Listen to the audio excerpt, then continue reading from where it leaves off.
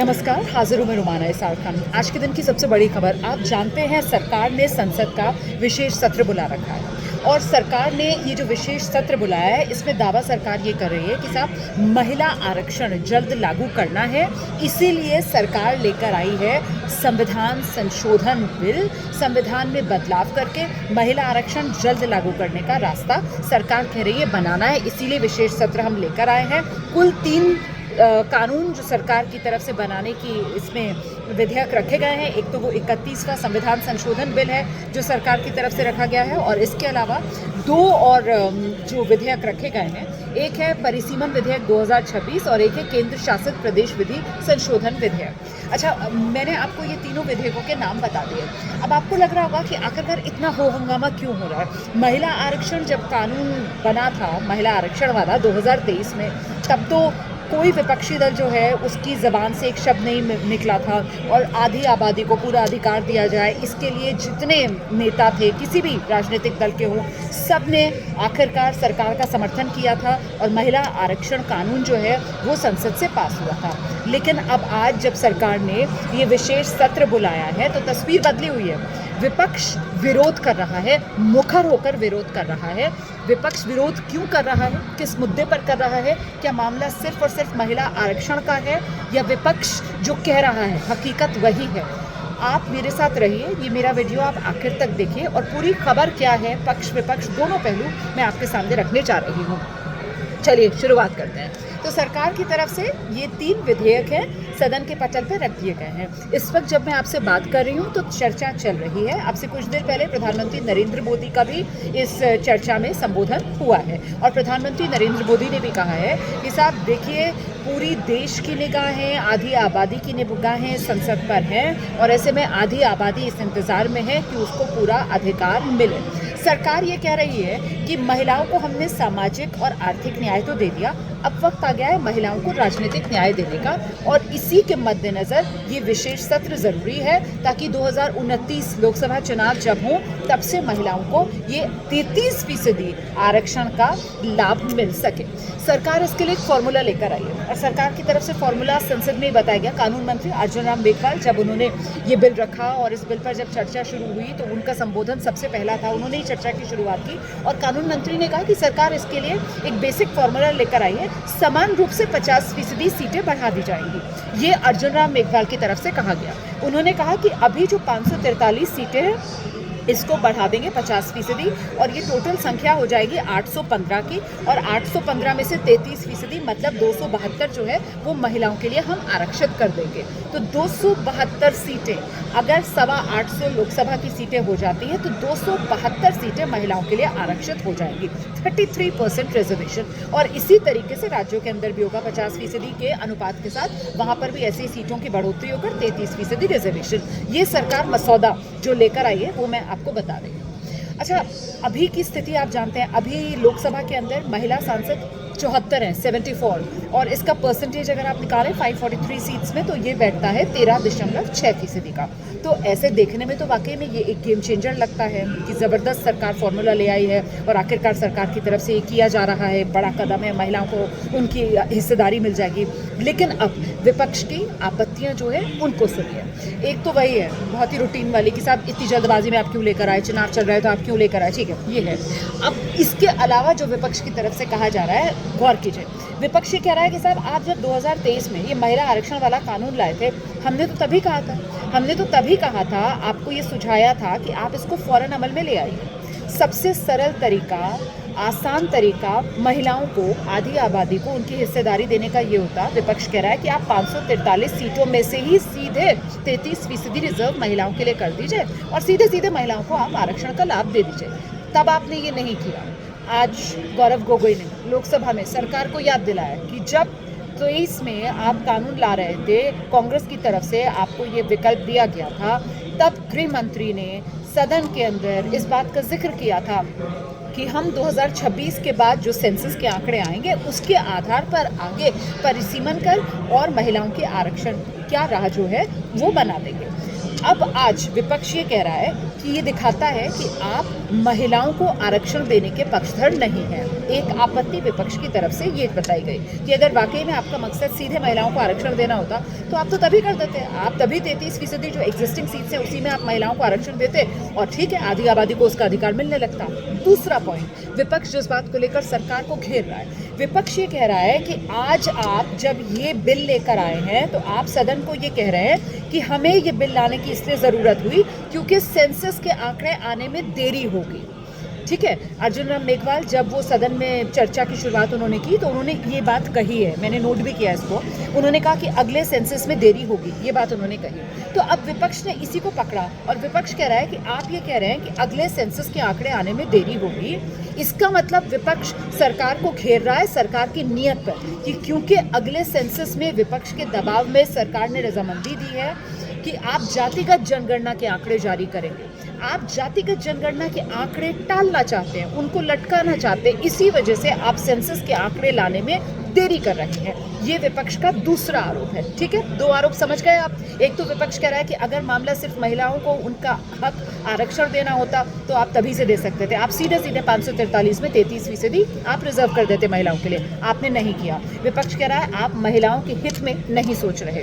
दूसरी बात विपक्ष की तरफ से कहेगी कि जब सेंसस का काम शुरू हो चुका है और 2027 सेंसस ये नाम है उसका, भी 27-2000 सेंसस है तो 2027 तक आंकड़े आ जाएंगे। तो विपक्ष ये कह रहा है फिर क्यों देरी है, फिर उसी के आधार पर आप महिलाओं को आगे आरक्षण दीजिए। अगर आप परिसीमन की बात बढ़ाना चाहते हैं तो आप ये क्यों कह रहे हैं कि आप सेंसस के आंकड़े आने में देरी होगी, इस वजह से ये कानून में संशोधन करना चाहते हैं। ये विपक्ष की दूसरी आपत्ति। अब तीसरी आपत्ति सुनिए आप। विपक्ष आरोप लगा रहा है कि जानबूझकर महिला आरक्षण का मामला जो है वो परिसीमन और जनगणना के साथ सरकार उलझा रही है, सरकार जोड़ रही है। और इसके पीछे विपक्ष ये कह रहा है कि सरकार की मंशा दरअसल अपने राजनीतिक हित साधने की है। इसी वजह से सरकार जो है वो बिना जनगणना के आंकड़ों के एक बैकडोर रास्ता तलाश रही है परिसीमन करवाने का। और इसके जरिए वो जो 815 वाला नंबर सरकार की तरफ से दिया गया ना कि समान तौर पर 50% बढ़ोतरी कर दी जाएगी सीटों में, तो विपक्ष सवाल ये पूछ रहा है कि साहब ये तो सीधे सीधे सरकार संविधान को कमजोर कर रही है। भाई संविधान में व्यवस्था है जनगणना के आधार पर डिलिमिटेशन कराने की और उस आधार पर सीटों की संख्या को निर्धारित करने की।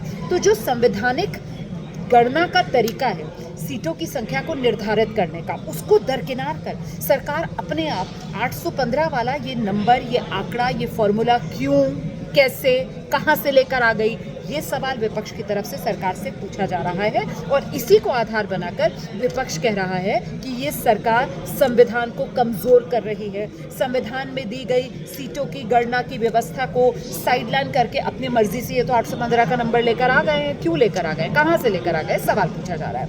अच्छा, बड़ा आरोप विपक्ष की तरफ से ये भी लगाया जा रहा है कि देखिए सारा का सारा खेल जो है, ये शब्द जो है वो धर्मेंद्र यादव का है जो मैं आपके सामने रखने जा रही हूँ, समाजवादी पार्टी के सांसद हैं। उन्होंने कहा कि महिला आरक्षण की चाशनी का शब्द इस्तेमाल किया महिला आरक्षण के लिए।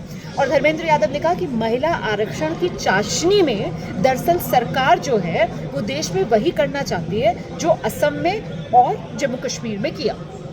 दरअसल सरकार देश को भ्रमित करना चाहती है, विपक्षी आरोप लगा रहा है। और डीलिमिटेशन जिसका मकसद क्या है, हम सब जानते हैं कि संविधान के अंदर जो डीलिमिटेशन है, जो परिसीमन है, उसकी व्यवस्था इस वजह से की गई ताकि एक तो एडमिनिस्ट्रेटिव एफिशिएंसी बनी रहे, मतलब जो प्रशासनिक दक्षता है वो बनी रहे, मतलब जो नागरिक हैं उनको सुविधाएं मिलती रहें और वो एडमिनिस्ट्रेटिव एफिशिएंसी बनी रहे। इसीलिए आप लिमिटेशन कीजिए, आप सीटों की संख्या बढ़ाइए और उस अनुपात में बढ़ाइए जिस अनुपात में आबादी है। तो ये पूरी संवैधानिक व्यवस्था है। डीलिमिटेशन का मकसद पीछे यही है कि एडमिनिस्ट्रेटिव एफिशिएंसी रहे। और दूसरा डीलिमिटेशन का मकसद ये है कि सब ज्योग्राफिकल कंटिग्यूटी भी बनी रहे, मतलब जो भौगोलिक ज्योग्राफिकल कंटिग्यूटी निकटता है उसको ध्यान में रखकर आप डीलिमिटेशन करें। ये डीलिमिटेशन के पीछे की एक मंशा रही थी, एक सोच रही थी। अब विपक्ष ये कह रहा है कि सरकार जो परिसीमन, जो डीलिमिटेशन कराना चाहती है, तो संवैधानिक सोच को तो उसने किनारे पर रख दिया। सरकार जो है वो सिर्फ और सिर्फ राजनीतिक हथियार के तौर पर परिसीमन का इस्तेमाल कर रही है। जी। विपक्ष ये आरोप लगा रहा है, राजनीतिक हथियार, और वो भी विपक्ष कह रहा है कि निम्न स्तर की राजनीति करने के लिए राजनीतिक हथियार के तौर पर मोदी सरकार परिसीमन का इस्तेमाल कर रही है, और इसके लिए वो एग्जाम्पल जम्मू कश्मीर का और असम का दे रहा है। ये बताया गया है और हम सब जानते हैं जम्मू कश्मीर और असम में वहाँ पर परिसीमन हुआ है। तो 2022-2023 में यहाँ पर 2 जगह पर जब परिसीमन हुआ, तो ऐसा क्यों है कि असम के अंदर जो परिसीमन है उसकी जिम्मेदारी चुनाव आयोग को दे दी जाती है, और वहीं दूसरी तरफ जम्मू कश्मीर में जो परिसीमन है वो कराने के लिए परिसीमन आयोग को जिम्मा दिया जाता है। ये अनियमितता क्यों, ये आज सवाल पूछा गया है विपक्ष की तरफ से। दूसरी बात विपक्ष की तरफ से ये की गई, साहब जम्मू कश्मीर में जब आप परिसीमन कराते हैं तो आप 2011 की जनगणना के आंकड़ों को गिनते हैं। असम में जब आप परिसीमन करवा रहे हैं, भाई 22-23 में ही दोनों जगह हुआ है, तो आप 2011 वाले आंकड़े अवेलेबल हैं, लेकिन असम में परिसीमन आप 2011 वाले आंकड़ों के हिसाब से नहीं, आप 2001 वाले आंकड़ों के हिसाब से करते हैं। तो ये अनियमितताएं जो परिसीमन सरकार ने जहां 2 जगह कराया उसमें सामने विपक्ष की तरफ से रखी गई, और इसीलिए विपक्ष कह रहा है कि सरकार दरअसल महिला आरक्षण की चाशनी में वो राजनीतिक हथियार के तौर पर परिसीमन उसका इस्तेमाल कर लेना चाहती है, और इसीलिए विपक्ष इस विधेयक को पास नहीं होने देगा।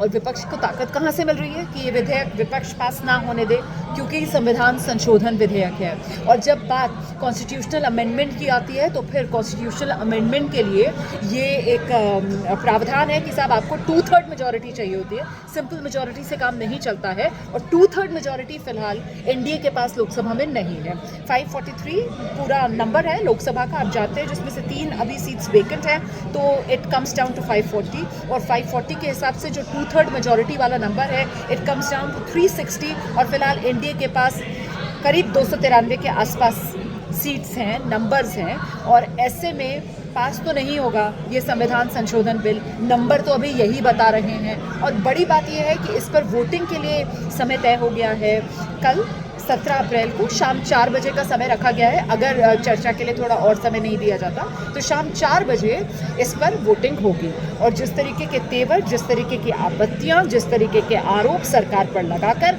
विपक्ष घेराबंदी कर रहा है, उससे लगता नहीं कि संविधान संशोधन बिल सरकार पास करा पाएगी। हालांकि सरकार की तरफ से बार बार इस बात को दोहराया जा रहा है कि सरकार की मंशा कोई जनगणना में रोड़ा अटकाना या परिसीमन अपनी राजनीतिक फायदे के लिए करवाना नहीं है। सरकार की मंशा तो सिर्फ और सिर्फ महिलाओं को अधिकार दिलाना है, और वो तो आधी आबादी को अधिकार दिलाना चाहती है। लेकिन विपक्ष की तरफ से ये जो सवाल है, संवैधानिक दायरे में आप देखें तो ये सवाल भी जायज़ सवाल हैं। तो मैंने पूरी तस्वीर आपके सामने रख दी है, पक्ष विपक्ष दोनों तरफ से जो दलीलें दी गई वो मैंने आपके सामने रख दी। एक बार फिर से बता दूं, वो 815 वाला आंकड़ा कहाँ से आया, क्यों 543 से सीधे 815 सीटें हो जाएंगी, इसका कोई संवैधानिक आधार नहीं है। संवैधानिक आधार तो ये होता कि साहब जनगणना होती, और जनगणना के बाद जब डिलिमिटेशन किया जाता तो फिर वो आबादी के हिसाब से, अनुपात के हिसाब से सीटों को तय किया जाता। लेकिन अभी सरकार 815 का आंकड़ा लेकर आई है अपने मन के एक फॉर्मूले से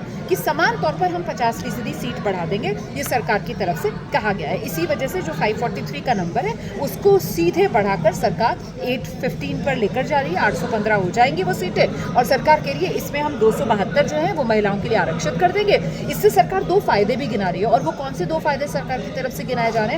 एक तो ये सरकार कह रही है कि जो पूरी बहस विपक्ष की तरफ से बनाई गई थी उत्तर और दक्षिण वाला, कि साहब अगर डिलिमिटेशन के बाद मतलब नई तरीके से सीटों की गणना की जाएगी तो फिर जो दक्षिण के राज्य हैं वो तो प्रतिनिधित्व में पिछड़ जाएंगे, क्योंकि आबादी के लिहाज से उन्होंने तो पॉपुलेशन कंट्रोल किया है, तो वो सज़ा क्यों भुगते अगर उन्होंने कोई अच्छा काम किया है। तो एक तरीके से सरकार तो ये बढ़िया विकल्प ले आई है कि साहब वो उत्तर और दक्षिण के बीच का जो अनुपात है वो ना बिगड़े, सीधे 50% समान तौर पर सब राज्यों की बढ़ जाएंगी, मतलब वो रेशो जो है सबके प्रतिनिधित्व का वो बरकरार रहेगा। और दूसरा इसमें बढ़िया पक्ष सरकार ये कह रही है कि साहब पुरुषों को इस पे कोई आपत्ति नहीं होगी ना, कि अगर 543 जो एग्जिस्टिंग सीट्स हैं, जो विपक्ष की तरफ से कहा जा रहा है कि अगर आप महिलाओं को आरक्षण देना चाहते हैं तो जो एग्जिस्टिंग 543 आप उसी में दे दो 33%। तो सरकार ये कह रही है कि अगर एग्जिस्टिंग 543 में महिलाओं के लिए आप 33% आरक्षित करेंगे तो भाई पुरुष ये कह सकते हैं कि हमारा हक छीन लिया, हमारे हक की सीटें उनको दे दी है। तो ना पुरुषों को आपत्ति होगी ना राज्यों को आपत्ति होगी। इसी वजह से समान तौर पर 50% वाला हम फॉर्मूला ले आए, 50% की बढ़ोतरी कर देंगे। लेकिन संवैधानिक पेच यहाँ पर जो फंस रहा है, विपक्ष जिस बात को लेकर आपत्ति दर्ज करा रहा है वो मैंने आपको बता दी। अब आप तय कीजिए कौन क्या कर रहा है। अब आप मुझे बताइए कमेंट करके कि आपको क्या लग रहा है, क्या वाकई में ये मुद्दा महिला आरक्षण का है?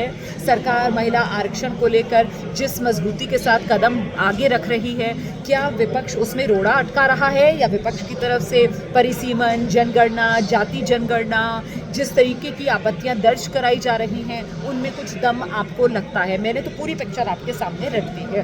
कमेंट ज़रूर कीजिएगा। मेरा वीडियो अगर आपको अच्छा लगा हो और आप चाहते हैं ज़्यादा से ज़्यादा लोगों तक ये संदेश पहुँचे कि आखिरकार संसद का ये विशेष सत्र, और इस विशेष सत्र में महिला आरक्षण जो सबने एक साथ मिलकर कानून बनाया था, आज उसी मुद्दे पर जब सरकार कह रही है हम कदम बढ़ा रहे हैं तो विपक्ष आपत्ति क्यों दर्ज करा रहा है, सारी बातें मैंने तफसील से आपको बता दी है। और लोगों तक इसको पहुंचाने के लिए शेयर ज़रूर कीजिएगा। फिलहाल मुझे इजाज़त दीजिए। Thank you so much for joining.